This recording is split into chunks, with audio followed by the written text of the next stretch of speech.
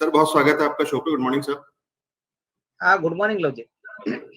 अविनाश जी, हम देख रहे थे बाजार के अंदर में जो युद्ध से जुड़ी हुई जो खबरें हैं उसका काफी कुछ असर हुआ, लेकिन अगर मैं ये कहूं कि उतना नहीं हुआ जितना हो सकता था, तो क्या मैं गलत कह रहा हूं? और क्या हम ये मान सकते हैं कि अब चीजें कहीं हम एक ऐसे लेवल पे हैं जहां से हम ऊपर की तरफ देखना ज्यादा बेहतर होगा या ज्यादा कंफर्टेबल होगा एज कम्पेयर टू नीचे और ज्यादा डाउन साइड देखना?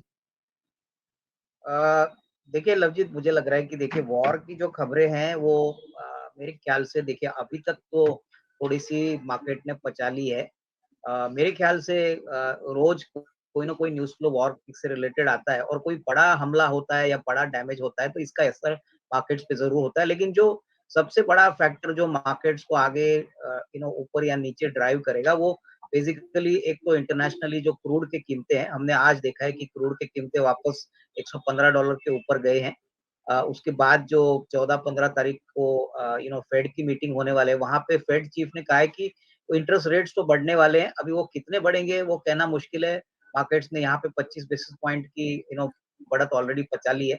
अगर 50 बेसिस पॉइंट का हाइक आता है तो डेफिनिटली मार्केट्स को झटका लगेगा।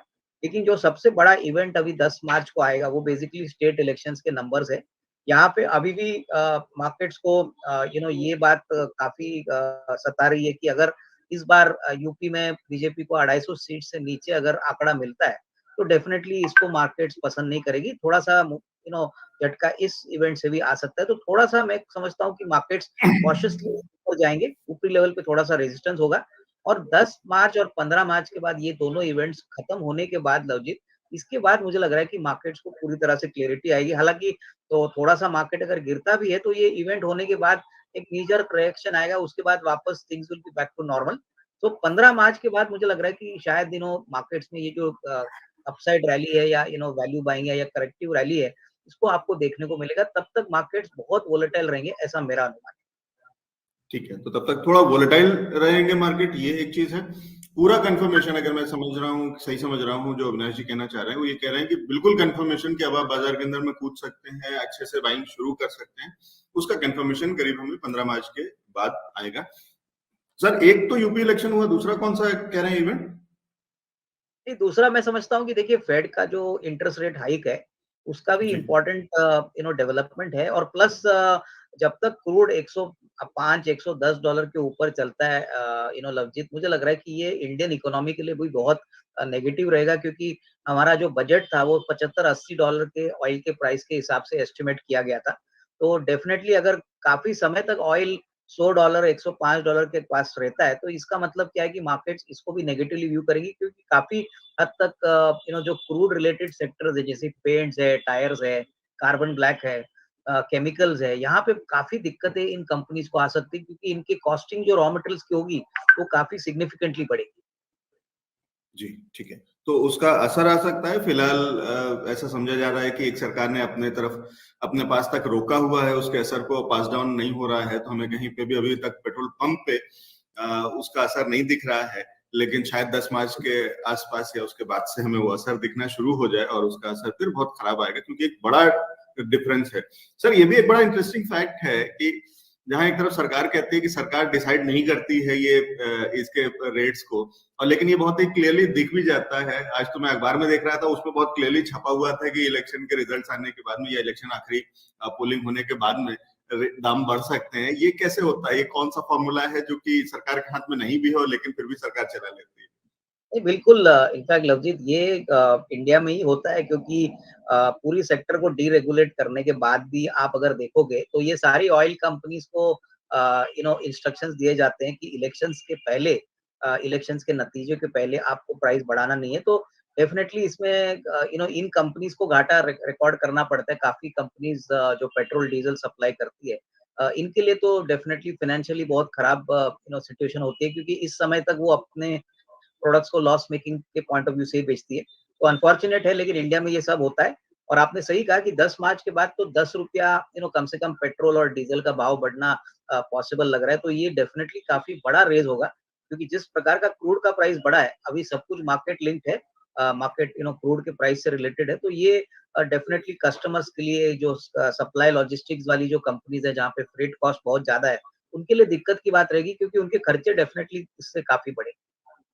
जी, ठीक है। और बड़ी कोई बहुत अच्छी बात नहीं है एक स्टैंडर्ड उसमें एक बिज़नेस में और एक दुनिया के हिसाब से अगर समझा जाए कि और कोई भी सरकार आती है, कोई भी पार्टी आती है, जाती है, कुछ चीज़ें नहीं बदलती, उनमें से एक चीज़ है जो कि नहीं बदलती है। और उसका नुकसान ये होगा कि जो अदरवाइज़ धीरे-धीरे करके वो अगर कॉस्ट पास ऑन होती है ₹1-1 ₹2-2 करके तो शायद उतना फ़र्क नहीं पड़ता या लोग भी अपने हिसाब से एडजस्ट करते हैं। अब एक झटके में सीधा-सीधा ₹10 ₹12 जो आप कह रहे हैं अगर उस तरीके का कुछ होगा, तो एक बड़ा झटका होगा और पूरे इकोनॉमी के लिए, पूरे बिज़नेस जगत के लिए बड़ा झटका होगा।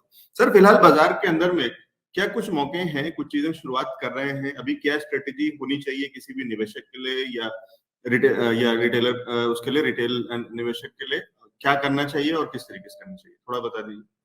देखिए लवजीत, मुझे लग रहा है कि अगर किसी को स्टॉक्स खरीदने हैं, तो मेरे ख्याल से अगर रिस्क एपेटाइट ज़्यादा है, तो ही वो इस समय स्टॉक्स खरीदे क्योंकि जैसे मैंने कहा था कि 10 तारीख को क्या नतीजा आता है यूपी स्टेट इलेक्शंस का, 15 तारीख को फेड की पॉलिसी का क्या नतीजा आता है, ये 2 बड़े मार्केट्स के लिए ट्रिगर रहेंगे। तो अगर कोई निवेशक ये 2 इवेंट्स को फैक्टर इन करना चाहता है कि अगर कोई नेगेटिव सरप्राइज़ आ गया, तो भी मैं खरीदना चाहूँगा, तो मैं समझता हूँ कि फिर उसके बाद आप ऑटो में पैसा लगा सकते हो, कैपिटल गुड्स में लगा सकते हो। एक्सपोर्ट ओरिएंटेड कंपनीज़ में ज़रूर पैसा लगाइए, आईटी कंपनीज़ है, उसके बाद ऑटो कंपोनेंट कंपनीज़ है। तो मैं समझता हूँ कि मौके काफ़ी है, बट थोड़ा-सा इमीडिएटली पूरे जोर लगा के अभी मत खरीदिए, थोड़ा-थोड़ा निवेश करिए, क्योंकि 10 और 15 तारीख को हो सकता है कि मार्केट्स में कोई बड़ा करेक्टिव एक्शन भी आपको देखने को मिलेगा। तो अगर खरीदना ही है तो 25-30% अभी लगाइए और इवेंट होने के बाद थोड़ा-सा पैसा और लगाइए ताकि आपका जो इन्वेस्टेड प्राइस है वो थोड़ा-सा आपको एक अच्छी favourable risk reward they. But overall ये सेक्टर जो मैंने अभी आपको कहे लवजीत, ये डेफिनिटली इन्वेस्टमेंट ग्रेड है और हमको लग रहा है कि डेफिनिटली चौथी तिमाही में कंपनीज़ के नंबर तो अच्छे आएँगे, लेकिन जो सबसे बड़ा चिंता का विषय होगा वो क्रूड रहेगा और ऑब्वियसली हमारे यहाँ पे अप्रैल में जो आरबीआई की पॉलिसी आएगी, वहाँ पे इंटरेस्ट रेट्स बढ़ना बिल्कुल तय है। तो वो ये सब फैक्टर्स देख के मैं समझता हूँ कि थोड़ा निवेश करिए और इवेंट्स ये सारे खत्म होते हैं, उसके बाद आपको रेस्ट थोड़ा-सा निवेश करने के निचले लेवल पे मौके मिले। जी, ठीक है। तो मोटी बात ये थंब रूल ये है अविनाश जी कह रहे हैं कि अगर कोशिश करें कि 10-12 दिन रुक जाएँ, 2 हफ्ते रुक जाएँ, 15 तारीख के बाद से स्थिति अच्छे से क्लियर हो जाएगी, थोड़ी ज़्यादा बेहतर तरीके से एक कन्फर्मेशन और डायरेक्शन मिलेगा, तो तब उसके अंदर में बाज़ार के अंदर में उतरें और तब क्या खरीदारी करें। अगर आप थोड़ा एग्रेसिव हैं या करना ही चाहते हैं, तो बहुत छोटा-छोटी खरीदारी शुरू कर सकते हैं, कुछ एक सेगमेंट्स, कुछ एक सेक्टर्स अविनाश जी ने बता दिए। सर कुछ स्टॉक्स हैं स्पेसिफिक जो बताना चाहेंगे या सिर्फ ये जो आपने राय दी है कि कुछ एक सेक्टर्स को जिन पे फोकस मैं किया जा समझता हूँ सकता है? देखिए स्टॉक्स में इनफैक्ट लवजीत, मैं समझता हूँ कि टाटा मोटर्स है, अशोक लेलैंड है, महिंद्रा एंड महिंद्रा है, उसके बाद कैपिटल गुड्स में लार्सन एंड टुब्रो है। उसके बाद अगर हम आईटी कंपनीज़ की बात करें तो मुझे अभी भी टीसीएस और एक्सेलटेक काफ़ी पसंद है। मुझे लग रहा है कि देखिए ये सारे चुनिंदे ऐसे कंपनीज़ हैं जो बड़े कंपनीज़ हैं और अभी फिलहाल तो बड़ी कंपनीज़ में ही निवेश करें ऐसी मेरी राय रहेगी क्योंकि मिड कैप में थोड़ा-सा वोलेटाइल एक्शन ज़्यादा रहेगा। तो लार्ज कैप में अगर किसी को निवेश करना है तो थोड़ा-थोड़ा निवेश ज़रूर करिए। मिड कैप में मेरे ख्याल से निवेश करने का मौका थोड़े समय के बाद आएगा, तभी शायद that would be the right time to look at small cap and mid cap company.